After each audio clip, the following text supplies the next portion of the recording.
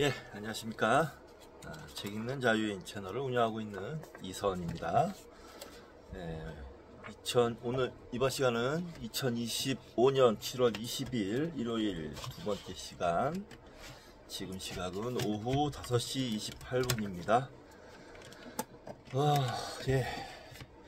저는 오전에 이제 책 한번 읽고 미디어북을 하고 밥을 먹었는데 잠이 그냥 막 쏟아지더라고요. 낮잠이. 어제 늦게 잔 여파인지 어쩐지 피로가 쌓인 때문인지 어쩐지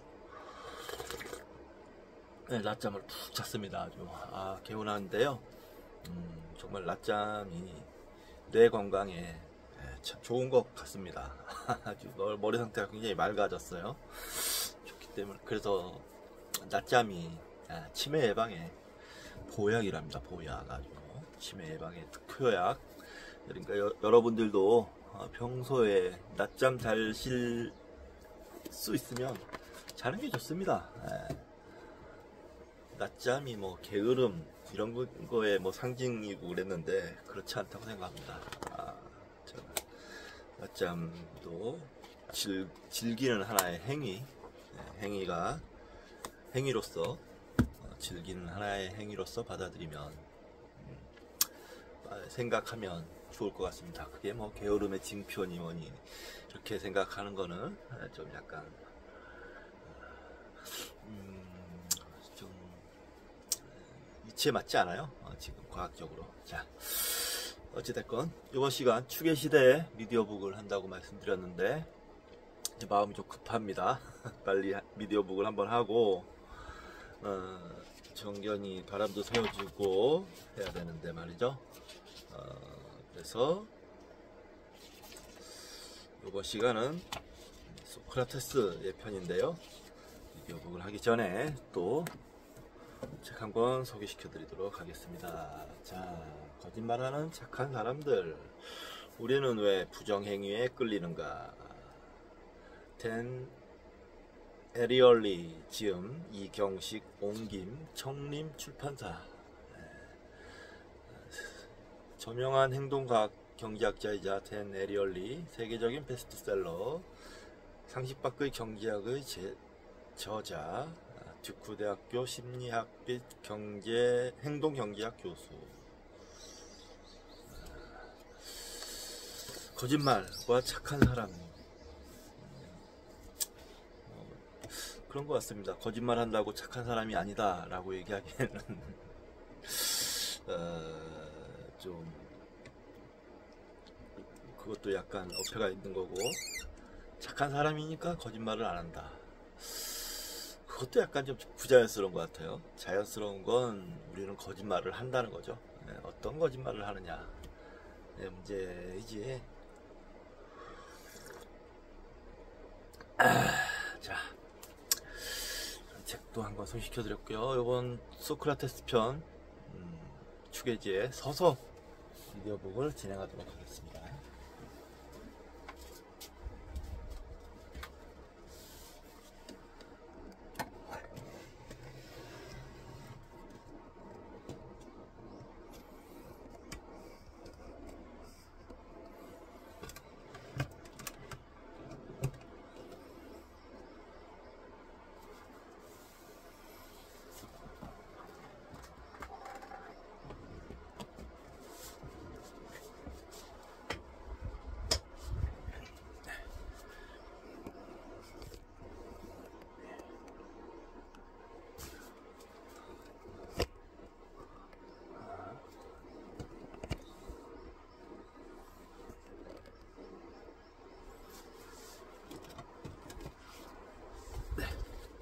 시작하도록 하겠습니다.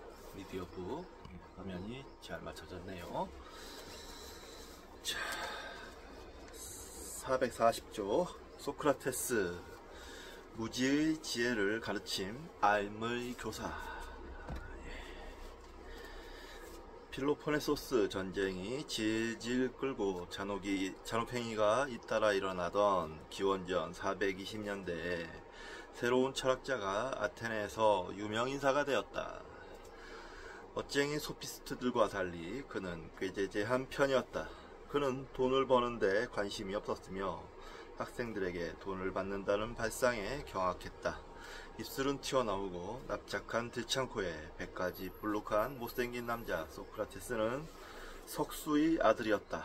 그러나 무기를 구할 여유가 있어 중무장 보병 부대에 입대했으며 펠로폰네소스 전쟁에도 참전했다. 소크라테스는 출신이 비천했지만 아테네에서 가장 좋은 집안 출신 청년 몇 명이 제자가 되겠다고 찾아왔다. 그들은 소크라테스에게 매혹되었으며 그를 철학적 영웅으로 숭배했다.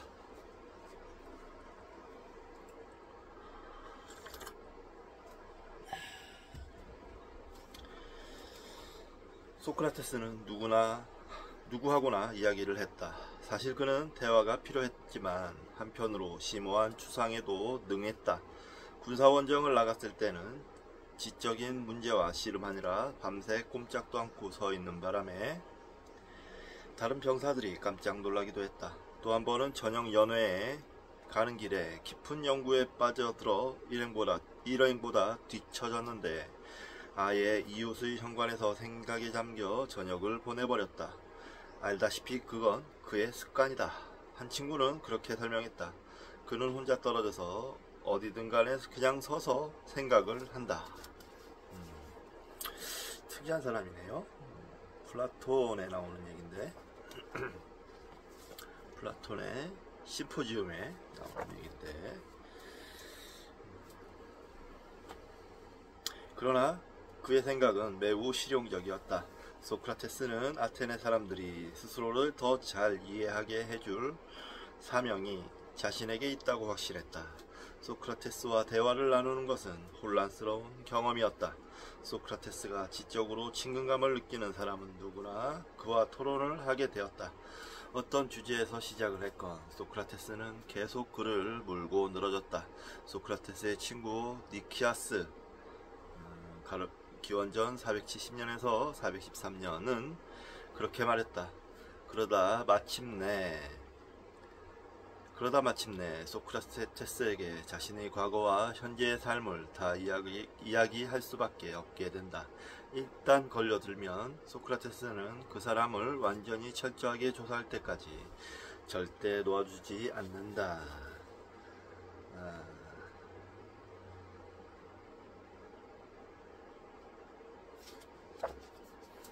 아주 질렸겠는데요. 이런 사람 피곤해 하잖아요.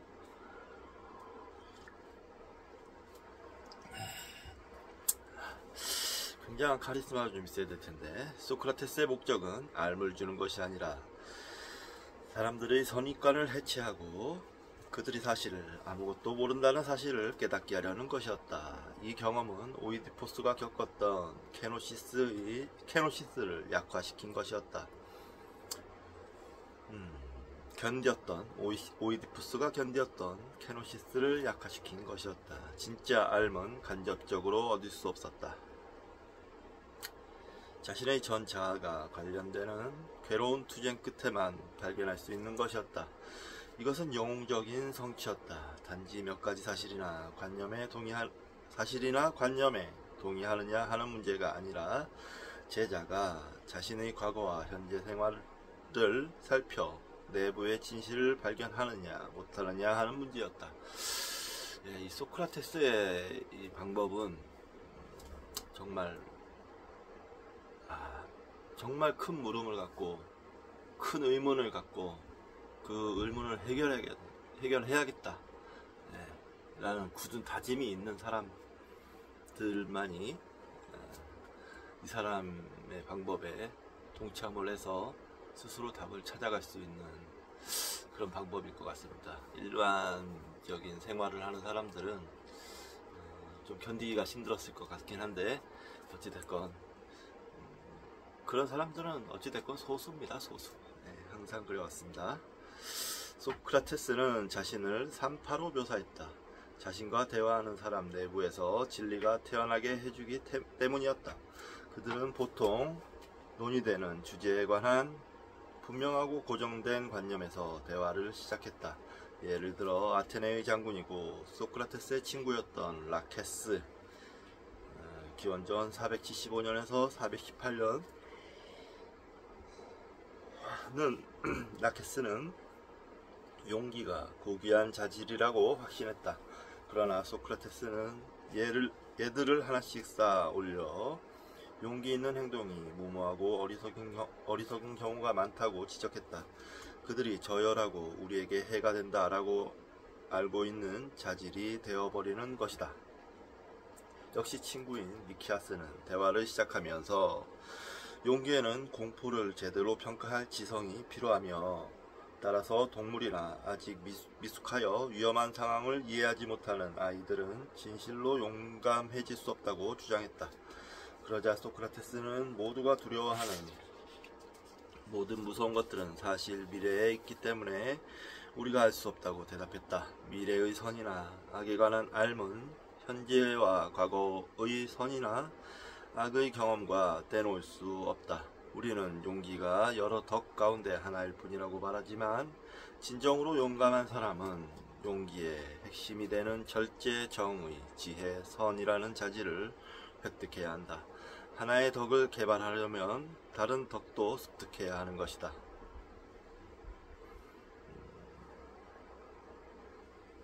따라서 용기와 같은 단일한 덕은 그 기반에서는 나머지 모든 덕과 똑같을 수밖에 없다.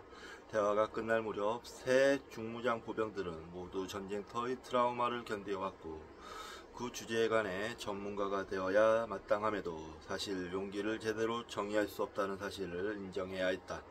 그들은 용기가 무엇인지 발견하지 못했으며 용기를 다른 덕과 구별해주는 것이 무엇인지 결정할 수가 없었고, 따라서 매우 당황했다. 그들은 무지했으며 아이들처럼 다시 학교로 가야 했다.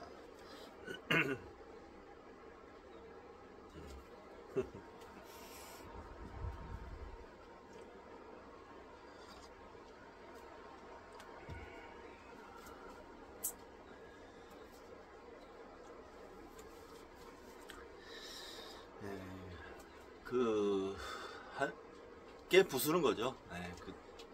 이 소크라테스의 입장에서는 이들이 알고 있다고 생각하는 그 모든 게 허구, 뭐 그런 생각이 지나지 않았기 때문에 깨부수면 그제서야 비로소 진짜 방향을 제대로 잡고 다시 쌓아 올리든 뭐 어떻게 출발을 하든 뭐 이렇게 되는 거겠죠. 올바른 방향으로 올바르게 하라는 방향을 제시하는 건데, 그걸 사람들은 견디기 힘들어 하죠. 저도 30대 그 방향 인생의 턴을 했던 기간이 있었는데 굉장히 괴로웠습니다. 그때 말씀을 드렸었는지 어쩐지 모르겠는데 다음 기회에 말씀드리겠습니다. 일단 진짜 이런 진리를 터득하신 분들의 입장에서 봤을 때는 저거 다 무너뜨리고 새로 가야 되는데, 이런 거를 보고 계신 겁니다. 그래서 그 사람이 분명히 내가 정말 잘 알고 있다, 자기가 가지고 있다 라고 생각하는 거를 무너뜨렸을 때 자존심도 상하고 괴롭고 비참한 생각이 들겠지만, 사실은 그게 가장 행복한 순간이라는 거를 알게 된다면 소크라테스에게 감사하고 스승으로 섬기게 되는 거겠죠. 소크라테스는 거짓 믿음을 폭로하고 진리를 이끌어내기 위해 고안한 엄격한 대화법인 변증법을 만들어냈다. 소크라테스와 그의 동료들은 질문을 하고 답의 함축된 의미를 분석하여 모든 관점에 내재한 결함이나 모순을 찾아냈다. 정의들은 차례로 퇴짜를 맞고 결국 대화는 라케스나 니키아스의 경우처럼 참가자들이 멍하고 어리둥절한 상태에서 끝이 나는 경우도 많았다. 소크라테스의 목표는 영리하고 지적으로 만족스러운 해법을 제시하는 것이 아니었다. 이들의 노력은 대개 답이 없다는 사실을 인정하는 것으로 끝나기도 했다.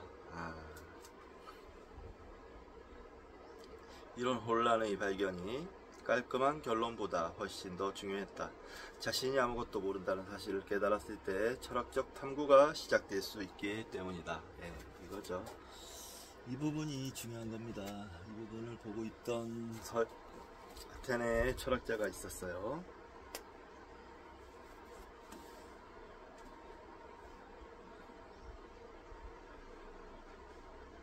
체크.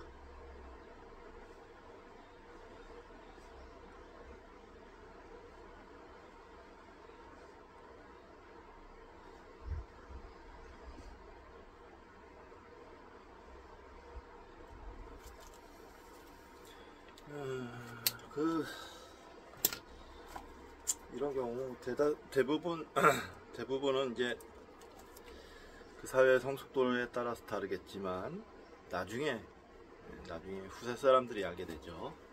그 당시에 사람들에게는 크게 현명하지 못한 사람들에게는 크게 거부 반응을 일으키는 게 당연합니다. 소크라테스의 변증법은 절대적 진리를 정식화하려 하지만 늘 침묵으로 끝나고 마는 시합인 인도의 브라모디아의 합리적이고 그리스적인 변형이었다.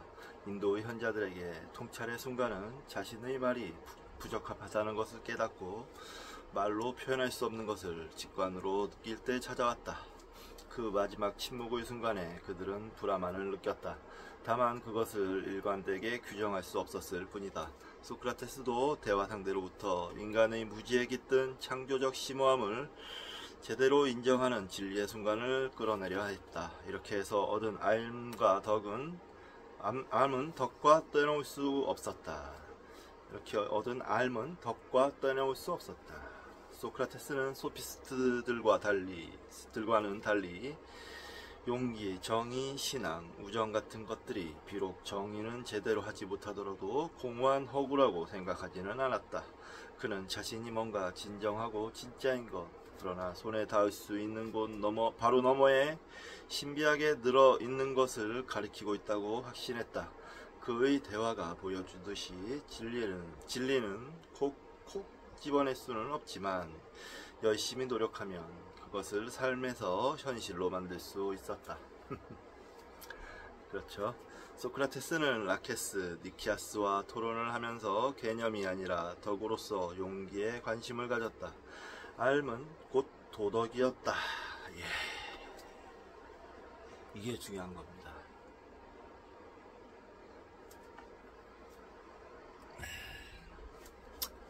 세 성인을 볼까요? 붓다, 공자, 소크라테스. 이분들의 공통점은 알아라, 배워서 알아라, 공부해서 알아라, 알아가라, 이거예요. 믿어라가 아닙니다. 알아라입니다. 알아라. 종교라고 말하기가 좀 애매한 거죠. 근데 그 알을 성취하면 그 이후로는 이제 굳건한 믿음이라는 게 그 어디 가지 않는 거니까 믿을 수밖에 없는 겁니다. 진리라는 게, 진리를 안다는 게, 진리라는 게 어디 가지 않으니까 그건 믿음과 이제 동의어가 되는 거죠. 그렇습니다. 여기 알미라는 데에서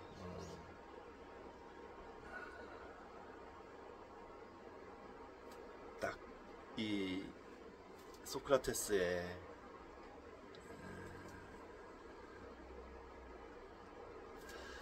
수준이, 이분은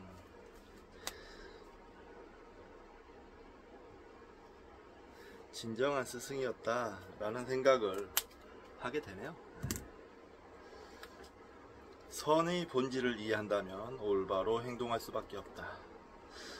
혼란에 빠져 있거나 선에 대한 이해가 이기적이거나 피상적이면 행동이 가장 높은 수준에 이를 수 없다. 소크라테스에게 철학의 목적은 우주에 관한 심오하고 난해한 이론을 펼치는 것이 아니었다. 철학은 사는 방법을 배우는 문제였다. 철학에는 왜 그렇게 악이 많은가? 세상에는 왜 그렇게 악이 많은가? 그것은 사람들이 삶과 도덕에 관하여 적절한 생각을 하지 못하기 때문이었다. 만일 사람들이 자신의 무지가 얼마나 깊은지 안다면 행동하는 방법을 더 잘 알 수 있을 터였다. 이런 의미에서 그 소크라테스는 성각자네요, 정말.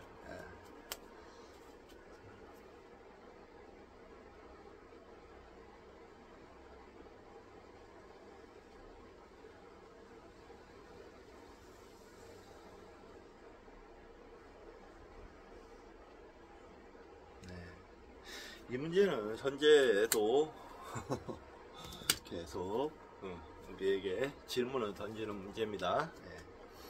소크라테스가 정확히 어떤 말을 하고 어떤 생각을 했는지 알기는 어렵다. 그가 직접 쓴 글이 없기 때문이다. 사실 소크라테스는 글을 못마땅히 했다. 겉만 번지르하고 관념적인 진리 개념을 부추긴다고 생각했기 때문이다. 우리의 주된 정보원은 그의 제자 플라톤이 소크라테스가 죽고 나서 세월이 흐른 뒤에 기록한 대화다. 플라톤은 자신의 통찰이나 태도 가운데 많은 것, 특히 중기와 후기 작업들이 소크라테스에게서 나왔다고 말했다. 하지만 라케스, 용기에 관하여 같은 초기의 대화록은 소크라테스가 행동한 방식을 정확하게 전해주는 것 같다. 우리는 소크라테스의 주된 관심이 선임을 알 수 있다. 소크라테스는 선이 나뉠 수 없다고 믿었다. 따라서 소크라테스의 선 개념은 공자의 인과 다르지 않았다. 소크라테스도 적절하게 개념화하거나 표현할 수 없는 절대적 덕이라는 초월적 개념을 향해 나아갔던 것으로 보인다. 다음 장에서 보겠지만 플라톤은 선을 말로 표현할 수 없는 최상의 이상으로 제시한다.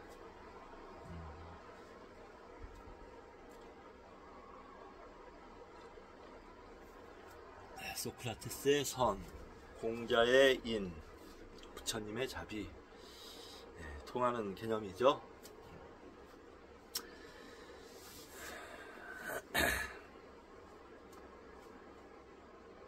소크라테스는 기록된 그의 모든 토론의 끝을 장식하는 당혹과 혼란을 넘어 나아가기를 바랐을지도 모른다. 그랬겠죠. 소크라테스는 아마 그랬을 겁니다. 그럼에도 거기에 머물렀던 것으로 보인다. 소크라테스는 로고스를 엄격하게 사용하여 인간 생활의 핵심적이라고 여겼던 초월을 발견했다. 그러나 소크라테스와 동료들이 아무리 꼼꼼하게 추론을 해도 뭔가 늘 그들을 빠져나갔다. 소크라테스는 확고하게 유지되는 모든 의견, 교조적으로 떠받들어지는 모든 의견의 핵심에서 무지를 발견하는데 자부심을 느꼈다. 이게 선과 비슷합니다. 선에 이런 말이 있습니다. 선은 도망의 명수라고. 딱 이 부분이 선을 표현하는 그 부분과 맞닿아 있어요.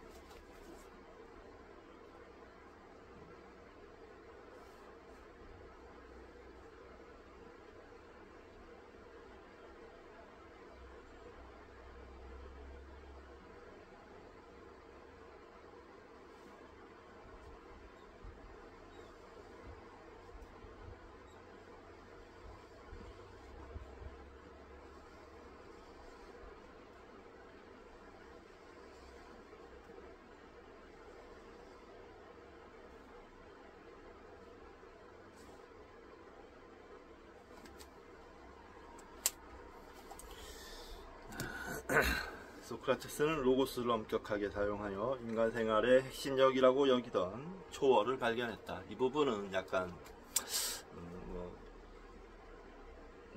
묘사가 있긴 한데 로고스를 엄격하게 사용하다. 이건 좀 이야기가 좀 힘든 부분일 수 있는데 아무튼 그 다음이 초월을 발견했다는 게 중요한 건데, 초월. 그러나 소크라테스의 동료들이 아무리 꼼꼼하고 추론을 해도 뭔가 늘 그들을 빠져나갔다. 그 초월로 가는 초월, 그게 딱 어떤 정의되지 않는 뭔가 딱 실체가 있는 그런 게 아니었다는 거죠. 소크라테스는 확고하게 유지되는 모든 의견, 교조적으로 떠받들어지는 모든 의견의 핵심에서 무지를 발견하는데 자부심을 느꼈다. 예. 소크라테스는 자신이 아는 것이 얼마나 적은지 이해했으며 자기 생각의 한계에 연거푸 마주치는 것을 부끄러워하지 않았다. 남들보다 나은 점이 있다고 느꼈다면 그것은 자신이 스스로 제기하는 문제의 답을 결코 찾지 못할 것임을 깨달았다는 점뿐이었다. 소피스트들은 이 무지로부터 실용적인 행동으로 피신했던 반면 소크라테스는 그것을 삶의 깊은 신비를 드러내는 엑스타시로 경험했다. 사람들은 자신의 가장 근본적인 가정에 반드시 질문을 던져야 했다. 그래야 올바르게 생각하고 행동할 수 있으며 진짜 있는 모습 그대로 사물을 볼 수 있고 그럴 땐 의견을 넘어서서 언제나 올바르게 행동하게 해주는 완벽한 직관에 조금이라도 다가갈 수 있었다. 이렇게 하지 않는 사람들은 편의에 따라 피상적인 삶을 살 수밖에 없었다. 소크라테스가 남겼다고 기억할 만한 말에서 이 점은 다음과 같이 설명된다. 검토하지 않는 삶은 살 가치가 없다. 플라톤의 아폴로지아. 검토하지 않는 삶은 살 가치가 없다. 검토라는 건 그러니까 반성하지 않는 삶은 살 가치가 없다. 그렇죠. 인간의 특징이랄 수도 있고, 뭐 비단 인간만도 아닙니다. 우리 정견이만 해도 혼내고 하면, 교육하고 하면 자기가 뭘 어떻게 행동해야 되는지 압니다. 근데 이 부분은 너무너무 중요하죠. 검토하지 않는 삶은 살 가치가 없다. 반성하지 않는 삶은 살 가치가 없다. 성찰하지 않는 삶은 살 가치가 없다. 똑같이 해당된다고 봅니다. 맞나?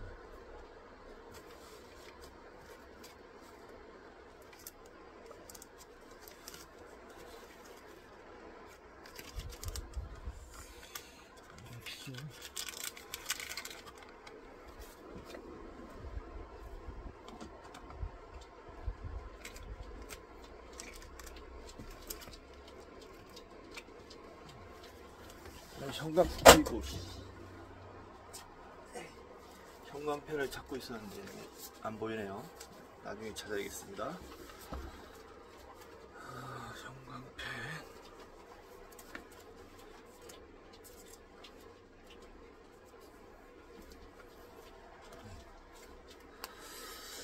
자.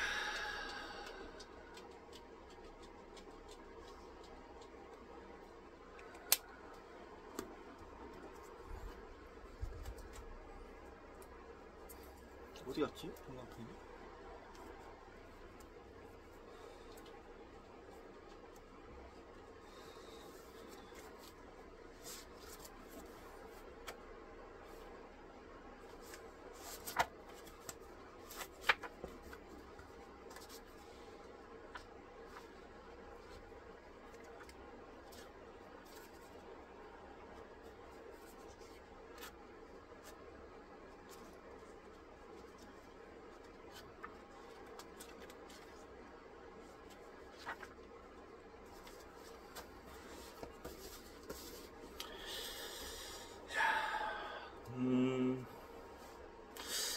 이 소크라테스에 대해서는 제 책이 몇 권 있으니까 좀 읽어봐야겠네요.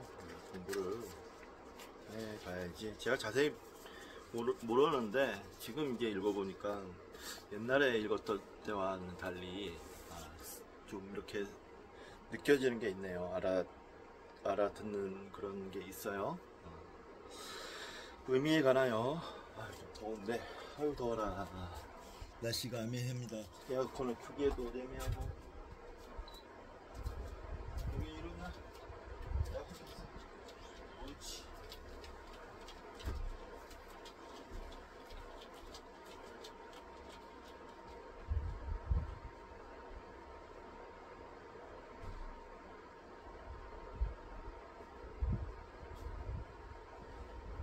날씨가 덥다. 진짜.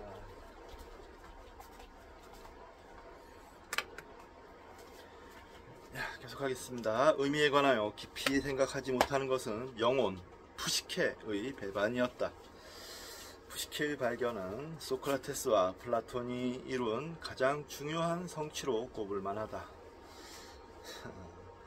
아트만과 달리 푸시케는 몸으로부터 분리된 것이었다. 푸시케는 개인의 탄생 이전부터 존재하며 죽음 이후에도 살아있다. 영혼 덕분에 인간은 추론을 할 수 있고 선을 찾을 수 있다. 영혼의 개발은 인간의 가장 중요한 과제였다. 세속적인 성공의 성취보다 훨씬 더 중요했다. 영혼은 잘못된 행동에는 피해를 보고 올바르고 정의로운 행동에는 혜택을 보았다. 우리는 복수를 해서도 안 되고 상대가 어떤 악을 저질렀건 누구에게도 악을 악으로 갚아서는 안 된다.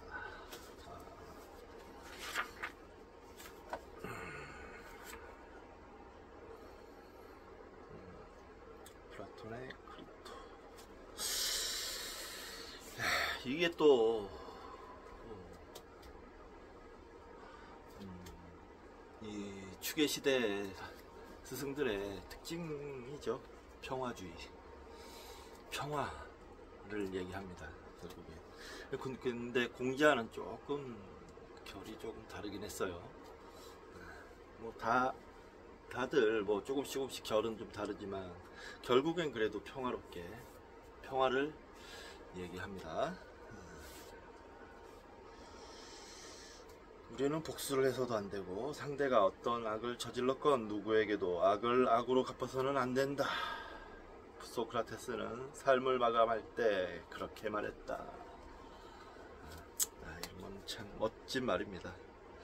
우리는 복수를 해서도 안 되고 상대가 어떤 악을 저질렀건 누구에게도 악을 악으로 갚아서는 안 된다. 우리가 지금 이 내란 국면에서 착실히 정리를 하고 있는데, 저 윤석열과 그 일당은 악을 저질렀지만 우리는 그 악을 악으로 대항하지 않고 있죠. 아주 성숙한 모습을 보이고 있습니다. 우리 모두가 동의하고 합의해서 세운 우리의 시스템, 법률에 근거해서 저들에 대해서 단죄를 내리고 있습니다. 악을 악으로 갚는 건 아니고요. 이건 또 복수라고 생각하지 않습니다. 저는 그건 복수가 아니고 단죄입니다. 단죄. 우리가 이미 약속했던 그 모든 커다란 우리 공동체가 복수를 하는 것이 아닌 단죄를 하는 거죠.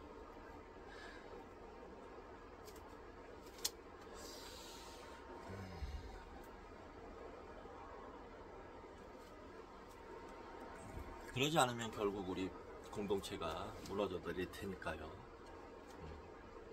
그걸 복수라고 말할 수는 없죠. 저들은 억울하겠지만 아직도 억울해한다는 게 문제인 거죠. 그러니까. 소크라테스는 삶을 마감할 때 그렇게 말했다. 똑같이 대응을 하고 싶은 유혹이 드는 것은 사실이지만 보복은 늘 불이다. 따라서 다른 뺨도 내미는 것이 필수적이다. 자, 이것은 복수를 신성한 명령으로 여기는 그리스 관습에서 극적으로 벌어지는 길이었다. 그러나 소크라테스는 이것이 행복에 이르는 유일한 길이라고 주장했다. 친구이건 적이건 모든 사람에게 관대하게 행동하는 것이 영혼에 유익하기 때문이다.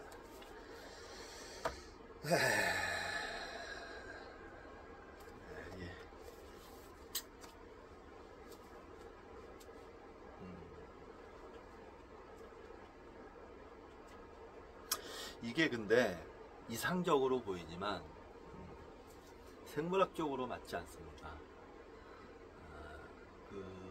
이기적 유전자에도 나오는데요. 생물학적으로 생존 전략으로 가장 유력한 것이 호혜주의 원칙이에요. 호혜주의 원칙. 이거를 뭐 지금 좀 설명드리자면, 호혜주의 원칙이란 건 둘이 있다면 먼저 호의를 보입니다. 같이 호의를 보여요. 그럼 같이 호의를 보이면서 동반으로 잘 되는 거예요.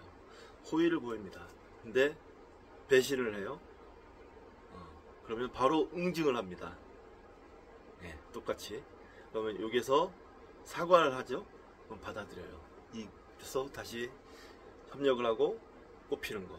이게 호혜주의입니다. 또 다른 전략이 있어요.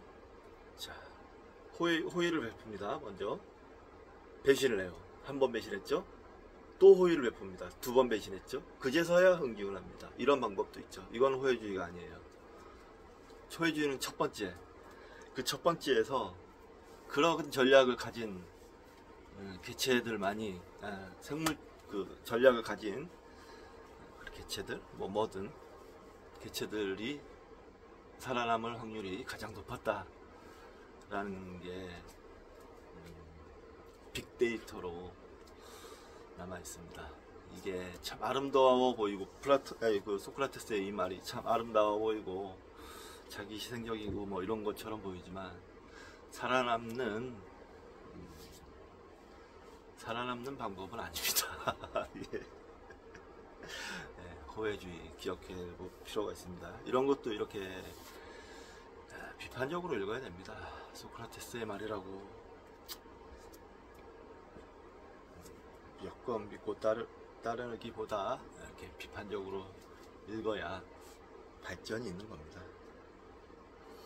이건 이상적인 말이고요.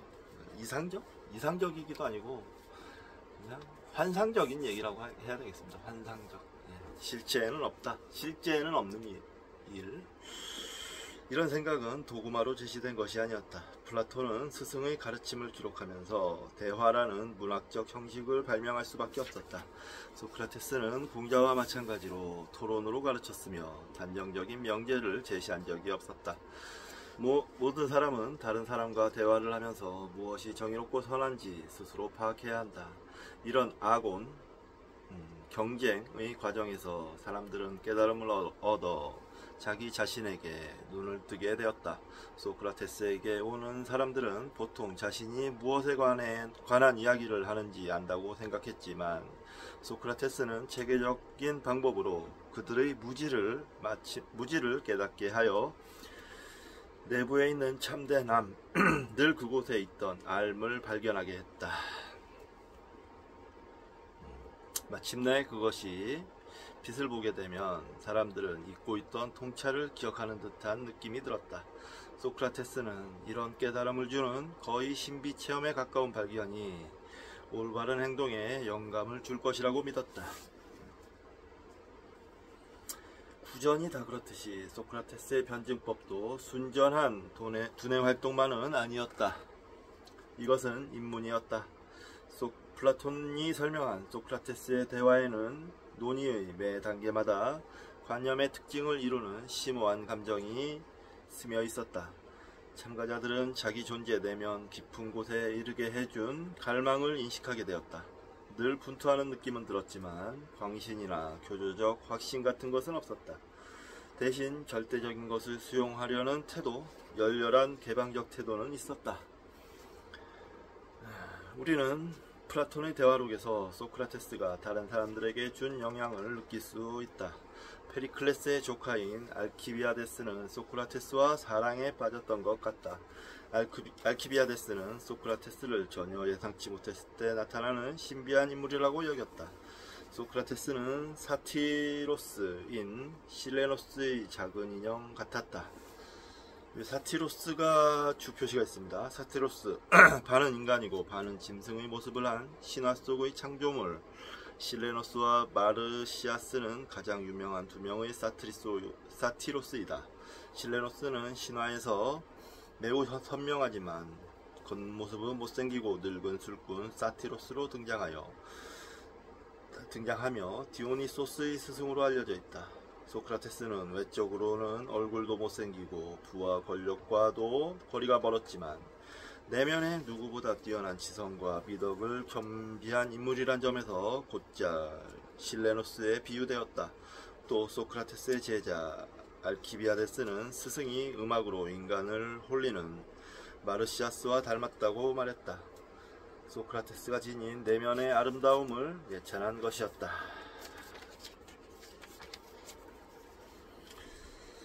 이 인형은 나사를 풀고 안을 들여다보면 거기에 작은 입상이 들어있었다. 또 그는 사티로스인 마르시아스를 닮았다. 마르시아스의 음악은 사람들을 황홀경으로 몰아갔으며 신들과의 합의를 갈망하게 만들었다. 그러나 소크라테스는 악기가 필요 없었다. 말만으로 사람들을 흔들어 깊은 곳으로 몰고 갔다. 그의 이야기를 들을 때면 종교적인 열광에 빠져 있을 때보다도 심장박동이 더 빨라지며 눈물이 뺨을 타고 흘러내린다. 알키비아데스는 그렇게 고백했다. 그는 숙부 페리클레스의 이야기를 들을 때는 이런 경험이 한 적이 없었다. 알키비아데스는 소크라테스의 말을 들을 때면 내가 아직도 불완전함의 덩어리임을 깨달았다. 소크라테스는 세상에서 그를 수치심으로 채울 수 있는 유일한 사람이었다. 소크라테스는 어릿광대처럼 보였다. 빈둥거리고 농담을 하고 젊은 남자들과 사랑에 빠지고 밤새도록 술을 마셨다. 그러나 알키비아데스는 이렇게 말했다.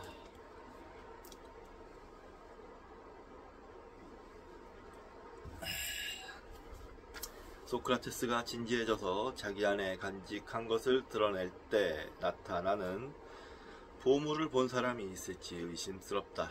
나는 그것을 한번 보았다. 그것은 신성하고 아름답고 불가사의하여 간단히 말해서 소크라테스가 하라는 대로 할 수밖에 없었다.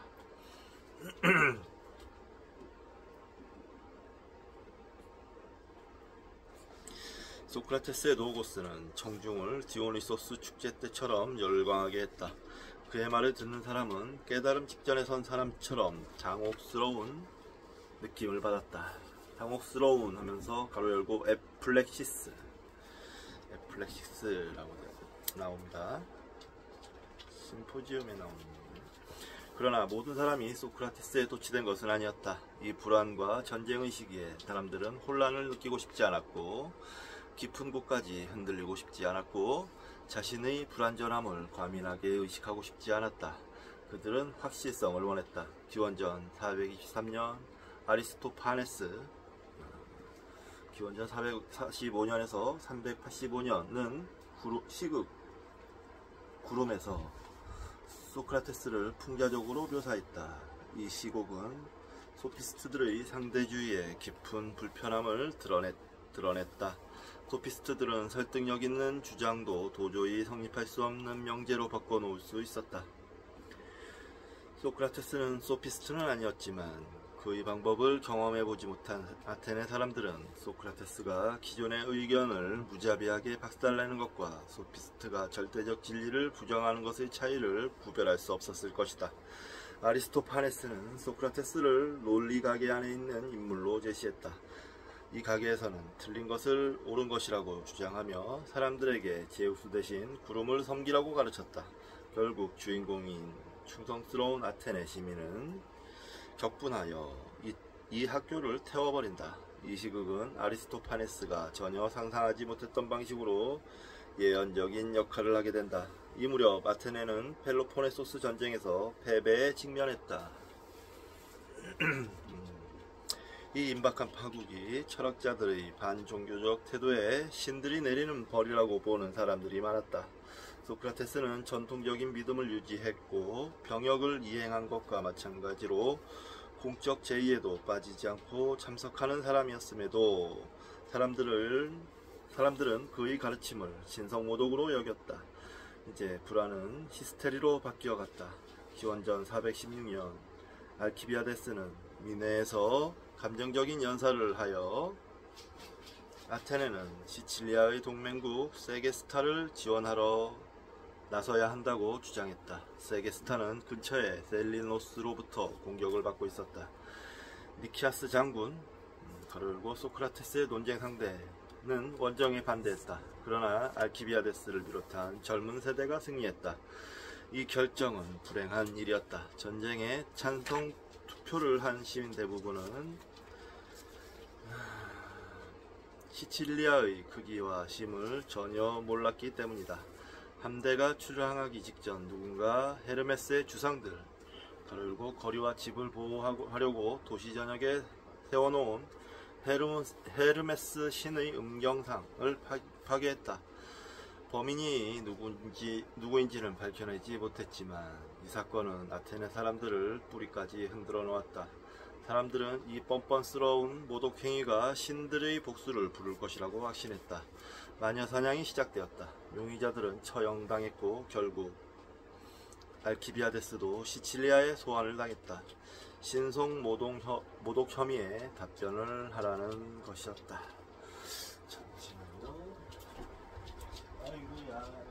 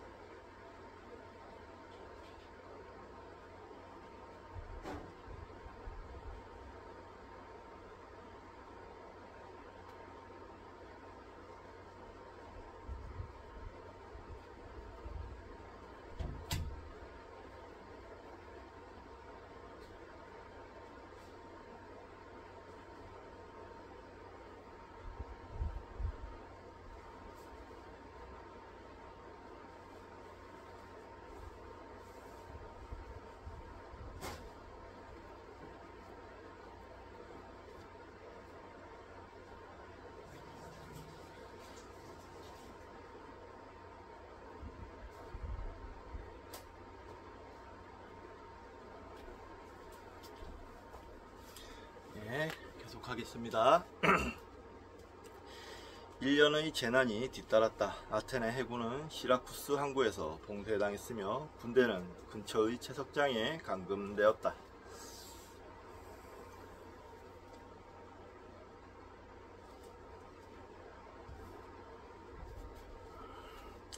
단 한 번의 전투에서 아테네는 전사자를 4만 명가량 내고 함대의 반을 잃었다.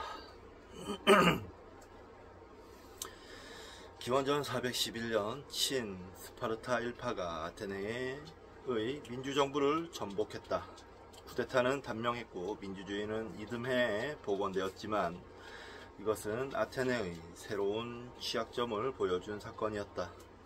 스파르타와 벌인 전쟁은 기원전 405년까지 계속되었으며 결국 스파르타의 장군 리산드로스가 아테네의 항복을 받아냈다. 그러자 친스파르타 귀족 30명으로 이루어진 정부가 과두정치를 시행했다.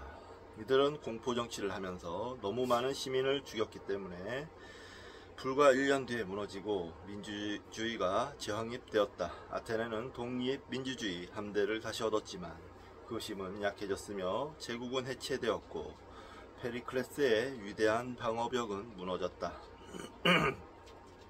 아테네에서는 이런 무시무시한 상황을 배경으로 위대한 비극 두 편이 공연되었다. 에우리피데스는 기원전 406년 아테네가 패배를 인정하기 직전에 죽었으며 임박한 파국의 느낌이 짙게 깔린 어둡고 신랄한 최후의 시곡들은 그가 죽은 뒤에 상연되었다. 마지막 시곡은 기원전 402년에 무대에 오른 바코스 여신도들이었다. 막이 오르면 디오니소스 신이 정체를 감추고 테베에 도착한다. 테베는 그의 어머니 세멜레가 임신을 했을 때 받아들이지 않았던 곳이고 그 뒤로 일관되게 디오니소스 숭배를 금지했던 곳이다. 테베 사람들은 갑자기 나타난 매혹적인 나그네에게 끌린다. 디오니소스 신비주의에 제대로 입문한 적이 없는 도시의 여자들은 고삐 풀린 열광의 분위기에 사로잡혀 동물 가죽을 걸치고 숲을 돌아다닌다. 젊은 왕 펜테오스는 질서를 회복하려 하지만 뜻대로 되지 않는다. 결국 펜테오스는 주연을 염탐하려고 여장을 한다. 그러나 히스테리에 빠진 여자들이 사자를 죽인다고 생각하며 펜테오스를 맨손으로 갈기갈기 찢어버린다. 펜테오스의 어머니 아가우에는 발광한 행렬 선두에 서서 아들의 머리를 손에 든 채 의기양양하게 테베로 들어간다. 비극이 친족 사례를 묘사하는 일은 자주 있었다. 그러나 에우리피데스는 비극의 후원자인 디오니소스가 이 본성에 어긋나는 살인의 책임자라고 지목하여 이 장르 전체에 의문을 제기했다. 연극의 끝에도 희망의 빛 같은 것은 보이지 않았다. 왕가는 박살나고 여자들은 짐승이 되고 계몽된 이성은 야만적인 마니아 그리고 광기 마니아에 패배하고 테베는 이 시기의 아테네와 마찬가지로 멸망할 운명에 놓인 것처럼 보인다. 어떤 납득할 만한 설명도 없이 인간을 죽이고 고문하고 모욕한 신을 기려 그동안 매년 감정을 방출한 것이 무슨 소용이 있는가? 아테네는 비극을 넘어 성장하기 시작했다. 그런 과정에서 추구 시대와 결별했다. 시곡은 폴리스에게 외부자의 입장을 거부하는 것은 위험하다고 경고했다. 콜로노스의 오이디푸스 그리고 기원전 406년에서 소포클레스는 아테네가 죽어가는 오이디푸스라는 성스럽지만 더럽혀진 인물을 명예롭게 받아들이는 광경을 보여준다. 이것은 자비의 행동이었고 아테네는 축복이 된다. 그러나 바코스의 여신도들에서 펜테오스는 나그네를 물리쳤고 결국 파멸에 이른다.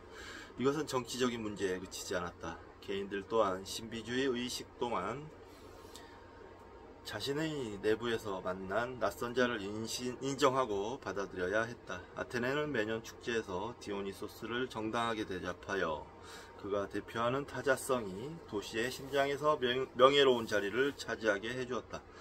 그러나 세월이 흐르면서 아테네는 다른 폴리스들의 분리라는 불가침의 원칙을 존중하지 않았고 그들을 착취하고 공격했다. 그리고 그 과정에서 히브리스 그리고 오만의 덫에 걸리고 말았다.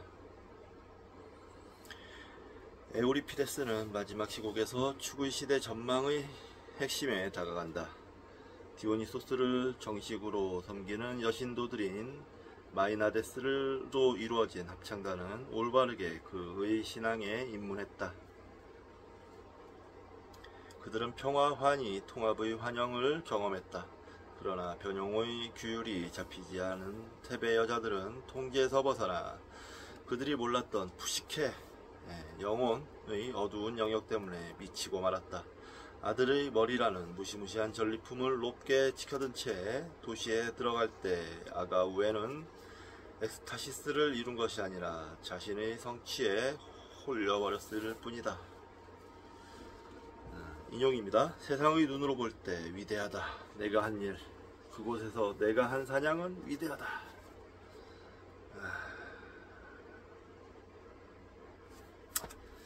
이 황량한 자기중심주의의 절정은 이루 말로 할 수 없는 잔혹한 폭력 행위였다. 또 이 희곡에서 에우리피데스는 그리스의 신 경험에서 가장 감동적이고 진정으로 초월적인 것을 보여주었다. 디오니소스는 도덕관념이 없고 잔인하고 이질적인 존재로 보일지 몰라도 논란의 여지 없이 무대 위에 존재하며 뜻대로 할 수도 없고 쫓아버릴 수도 없다. 나그네라는 인간의 모습으로 나타난 디오니소스는 괴기스러운 느낌을 준다. 디오니소스는 늘 가면을 쓴 신이었다. 가면은 늘 그가 겉으로 보이는 것과는 다른 존재라는 사실을 일깨워 주었다. 그의 최고의 현현 방식은 인격화된 유령으로 나타나는 것이 아니라 갑자기 사라지는 것이었다. 그는 자신의 눈으로 볼 수 있는 것만 믿는 모든 사람들로부터 모습을 감추어 갑자기 무대에서 사라졌다. 곧 커다란 정적이 땅을 덮지만 그 정적 속에 디오니소스의 존재가 전보다 훨씬 더 강하게 느껴졌다. 오래된 올림포스의 비전이 그 자신을 넘어 상징들 뒤에 있는 말로 표현하기 어려운 실제 그 자체에 이루고 있었던 것이다. 이 시기의 두 번째 큰 비극은 기원전 399년 소크라테스의 죽음이었다. 재판에서는 소크라테스에게 국가의 신들을 인정하지 않고 새로운 신들을 도입하고 젊은이들을 부패시킨 죄를 물었다. 젊은 플라톤도 재판을 보았는데 이 재판은 그에게 깊은 인상을 남겼다. 법적인 관점에서 보자면 소크라테스의 변호는 서툴렀다. 내가 젊은 사람들을 부패시켰을 리 없소. 소크라테스는 그렇게 말했다. 나는 누구한테 뭘 가르칠 만큼 알지 못하오.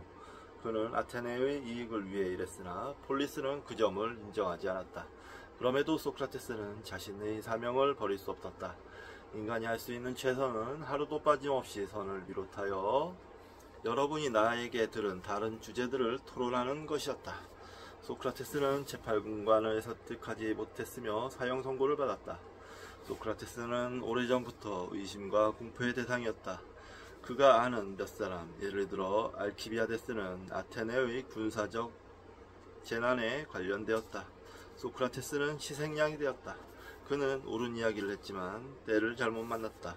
아테네에 헌신했던 소크라테스는 그 법을 끝까지 준수하여 판결이 부당했음에도 감옥에서 탈출하려 하지 않았다. 망명은 거부했다. 나는 이른이 거의 다 되었소. 소크라테스는 그렇게 간단하게 말했다. 이제 와서 다른 데서 살고 싶지 않소.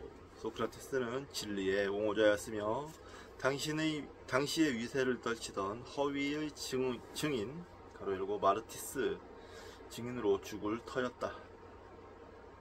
그러나 소크라테스는 분노나 비난 없이 죽었다. 죽음에는 비극적인 것이 전혀 없네. 소크라테스는 제자들에게 말했다. 아무도 죽음이 무엇인지 몰라. 어쩌면 위대한 선일 수도 있네. 소크라테스는 평생 다이몬, 즉 신적인 존재가 자신과 동행하며 결정적인 순간에는 그에게 말을 했다고 믿었다. 무엇을 하라고 말한 적은 없고 어떤 특정한 행동에 반대하여 경고를 했을 뿐이다. 소크라테스는 이 내면의 목소리가 재판 과정에서 그에게 아무 말도 하지 않은 것에 고무되었다.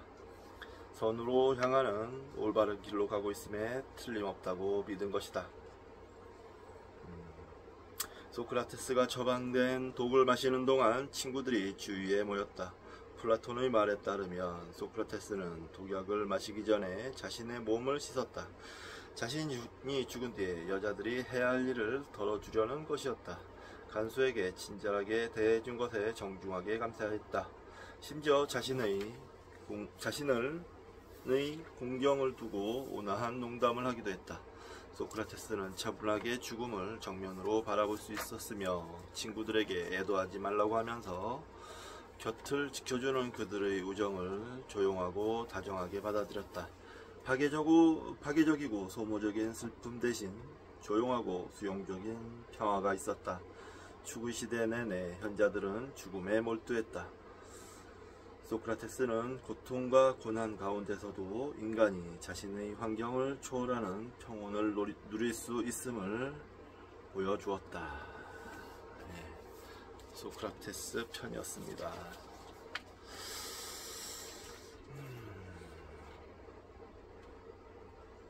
울림이 있네요. 네, 소크라테스의 이야기는 뭔가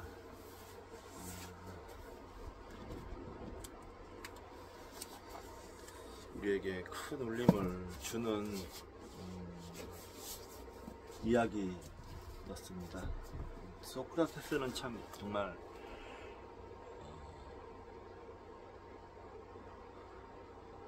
추구이 시대의 성인이라고 말할 수 있을 만큼 존경받을 만한 아무튼 추구이 시대의 한 성인으로 기려지는 이유를 이번 시간에 확인을 했던 것 같습니다. 자,